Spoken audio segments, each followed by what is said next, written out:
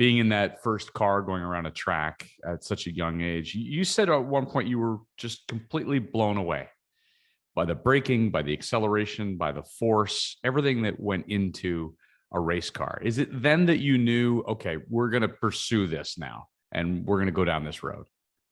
Yeah, it was exactly kind of that moment, after feeling how precise the driver had to be and just all that, the intense adrenaline, intense speeds and everything. I mean, I wanted to replicate that. I thought it was so badass.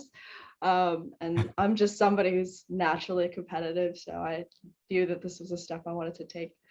So what happened next? Tell the story of Samantha Tan and how you went from the 13-year-old to where we sit today. Yeah, so right after that experience in the 458 challenge, I started to pursue getting my regional racing license. I competed in my very first races, March of 2014. My very first race car was a 1991 Honda Civic, old five, I think it was 5-speed. No ABS, no electronics at all. It was very overwhelming. But I competed in my first 6 regional races, I think in both VIR, Virginia International Raceway, Gateway International.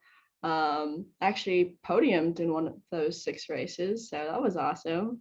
But competed in my first national series that same year, the Canadian Touring Car Championship, in a Mini Cooper S JCW with Team Octane.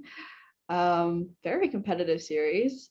I was actually crowned Rookie of the Year that year for finishing 5th out of 22 cars in the touring class.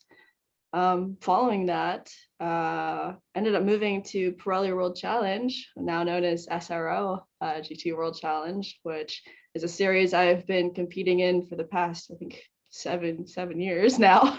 But started with a Kia Forte with Kinetic Motorsports in the TCA class, and just over the years have been slowly moving up in the classes. Started TCA, moved to TC, in the BMW M235 IRs, which is also when I started my own race team.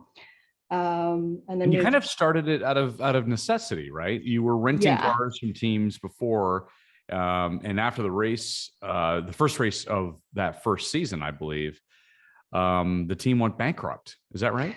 Yes, it was very stressful for all of us. I mean, like, I'm sure, as you know, in racing, it's most likely a driver renting a car from a team. And that's exactly what we were doing at the start.